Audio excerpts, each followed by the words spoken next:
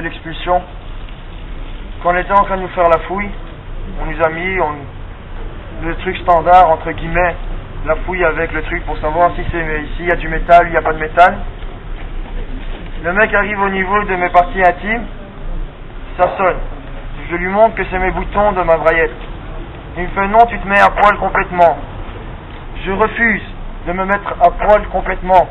Je voyais ça absurde de me mettre à poil. Je lui ai dit écoute, j'enlève juste mon pantalon, je laisse mon calbar. Je pense que c'est la moindre des choses. Il me fait non, je veux te voir à poil et tu vas te mettre à poil. Je refuse, je sors de la pièce et j'informe mon groupe. Je lui dis ils veulent me mettre à poil complètement. Qu'est-ce que je dois faire? Ils trouvent aussi ça injuste de vouloir me mettre à poil. Après, ils me disent non, tu dois passer dans l'autre pièce pour que le groupe ne te voit pas. Et il y a 10 personnes qui ont voulu rentrer. Je leur ai dit je ne rentrerai pas avec 10 personnes dans une seule et même pièce. S'il y a une seule personne qui rentre, je veux bien. Une fois que je suis rentré dans la pièce avec la personne,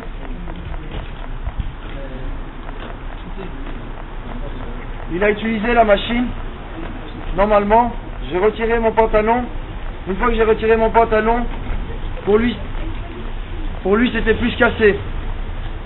Une fois que j'étais nu, il me restait mon calbar, il m'a dit sors, tu vas monter comme ça dans l'avion, tu dégages, il m'a dit.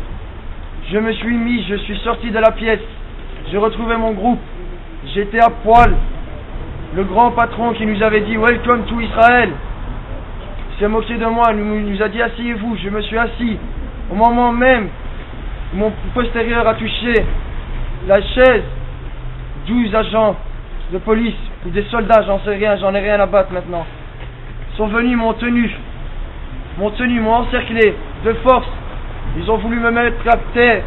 3 autres se sont rajoutés. Le groupe s'est levé pour demander des explications. Ils leur ont dit fermez vos gueules, c'est pas vos affaires. Une fois mis à l'écart du groupe, j'ai eu droit à un tabassage, des claques, des droites. J'avais plus de chaussures, j'avais plus de chaussettes. Ils avaient marché, c'est même pas marché, c'est vraiment piétiner mes doigts de pied. Piétiner pour me dire ta gueule. Ils m'ont mis les menottes. On m'a mis les menottes aux pieds. Ce qui n'arrive plus depuis très longtemps. Dans ce pays-là, on ne le met encore les menottes aux pieds. Dans le fourgon, on m'a jeté comme une merde, comme un animal. Il faisait chaud, ils avaient fermé exprès l'airco, les vitres, plus moyen de respiration. Toutes les 5 minutes, il venait, il tapait sur le fourgon. Toutes les 5 minutes, il tapait sur le fourgon. Résultat des courses, après négociation avec la compagnie Lufthansa et un accord qu'on passait avec eux, ils nous ont séparés. Une fois que je suis sorti, ils m'ont rhabillé. Au-dessus de la passerelle, il y avait tous les soldats qui crachaient des molards pour nous toucher. Et on devait fermer notre gueule. Il y avait un colon avec une caméra qui nous filmait, qui me filmait bien, qui est bien arrivé devant ma gueule. Comme ça, il est venu. Et il n'a pas bougé, c'est moi qui devais me mettre à côté. Si j'avais le malheur de bouger, je ramassais un coup de coude pour me dire reste à ta place, c'est pas tes affaires, c'est nous qui décidons. J'ai su respirer au moment une fois arrivé dans l'avion. Je me suis dit alhamdoulilah, je suis arrivé.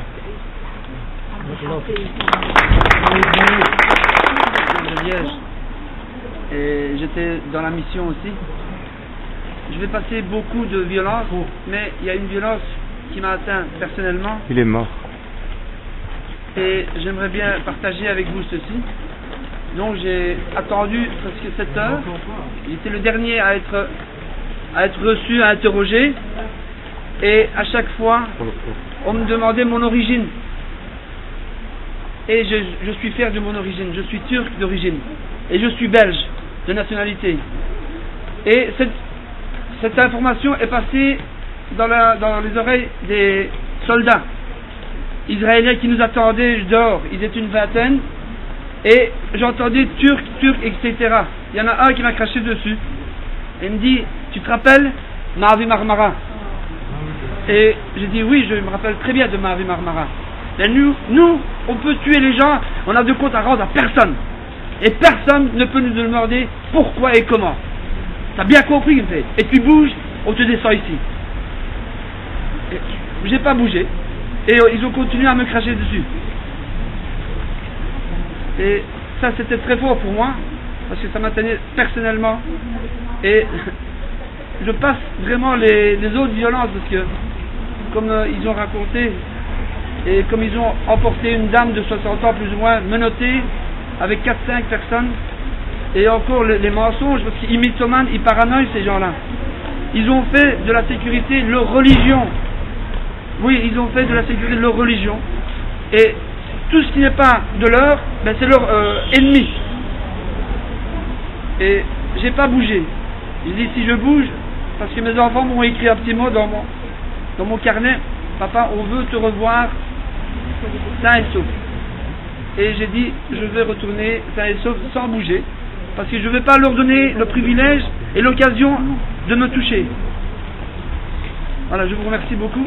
Allez de l'autre côté. De 14 à 17 ans, des mineurs qu'on ne peut pas enfermer dans un prison. La Belgique a dit hier qu'ils ne vont pas porter plainte contre Israël, qu'ils trouvent ça normal apparemment. Vous êtes déçu de la part des autorités belges? Moi, pas seulement déçu, je suis fâché.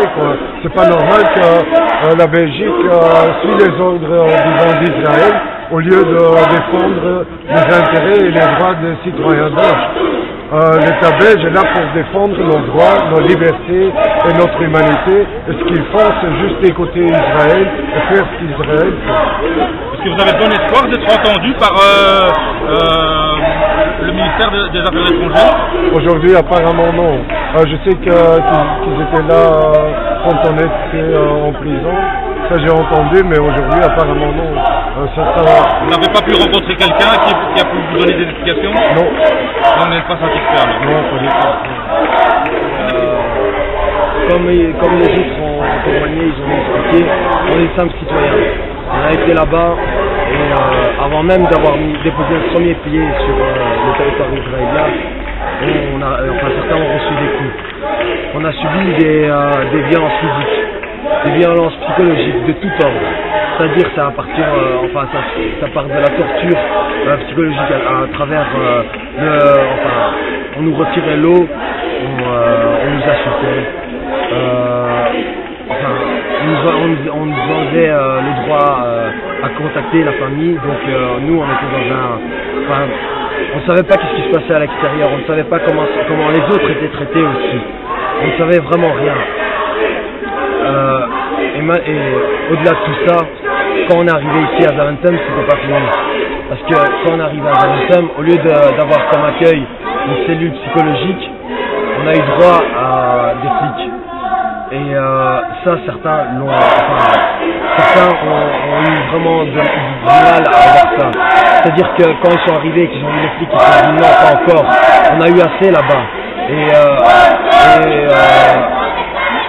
Voilà quoi. Donc, on a, de A à Z, nos droits ont été bafoués. Et le ministère des Affaires étrangères, malgré tout ça, ose dire qu'on a été plus ou moins bien traité. Ça veut dire quoi, plus ou moins bien traité? Ça signifie quoi? Si tout ça c'est plus ou moins bien traité, il y a beaucoup de gens qui sont très bien traités et pour lesquels le ministère des Affaires étrangères se bouge. Alors j'aimerais savoir c'est quoi la différence entre nous et ces personnes-là. Quand est-ce que le ministère des Affaires étrangères se bouge pour ces citoyens belges? Quand est-ce qu'il se bouge pour les défendre, pour défendre les droits des citoyens? Quand est-ce qu'il joue son rôle? Quand est-ce que... Je ne comprends plus rien. En fait, une chose qui en sort de cette mission, c'est qu'on a compris que le gouvernement n'est pas là pour nous. Il est là pour certaines personnes, pour son image, et c'est tout. S'il y avait des élections présidentielles, s'il y avait des élections bientôt, on aurait eu plusieurs partis qui seraient là, qui auraient parlé, qui auraient fait un communiqué là-dessus. Mais il n'y a pas d'élection bientôt. Voilà quoi. Tu veux dire que tu as perdu la confiance du gouvernement par cette expérience? Oui. Aujourd'hui, j'ai aucune confiance dans le gouvernement. Aujourd'hui, les seuls sur lesquels je compte, c'est ceux qui sont derrière moi. C'est le peuple. Si le peuple se bouge, les choses peuvent changer. Si le peuple ne se bouge pas, on va continuer dans ce merdier encore longtemps. Peut détailler la descente de l'avion?